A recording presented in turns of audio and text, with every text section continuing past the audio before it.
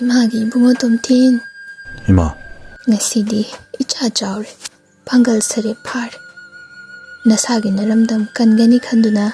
Ngasidi chana mayog yari. Ima. Nacha. Thona laini yekna ba kayaga. Mayog na duna. Nacha na lang thinagani ima. Maduni. Nupa macha haibasidi. Awa jaina khangda. Nasagi naramdam ngakadabani.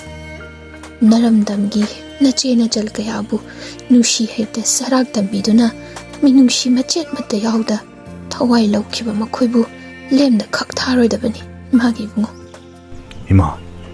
Ima gi wai khuding nacha gi kok thakta tham malem nei pakta tafada nacha na soidana yekna babu maithi ba pigani ima iramdam sana le pakta sachabi mamal yamlaba ichi echel kaya gi thawai bu laukiba yekna ba makhoibu thawna faraba sakkiba wasak hongdaba nacha ikhoina laman soidana khungani ima magi bungo ichagi wahai ima pele mikap mirau khultana thalaba nama singi tengtha khol thawna faraba na khoina nama singbu momon minok tamhaluko nacha ikhoina ngamade macha kaina bagi maichapna tengtha ariba ima kaya gi maithongda nacha oiba ikhoina soidana maithongda minok tamhangani icha pukchabagi mahiyale ngasidi thawna faraba icha pukcharubagi mahiyale ima yamna pele icha bu heigi icha oina phangjaba ima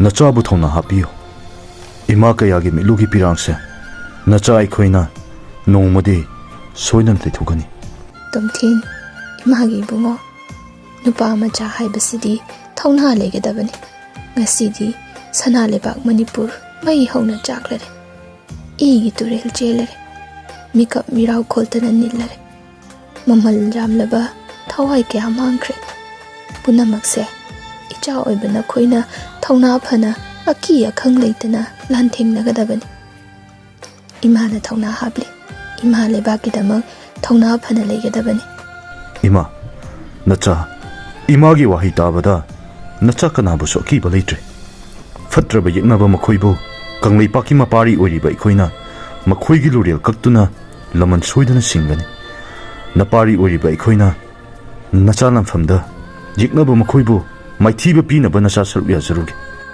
nacha imagi khong soktuna khurumjari imagi bungo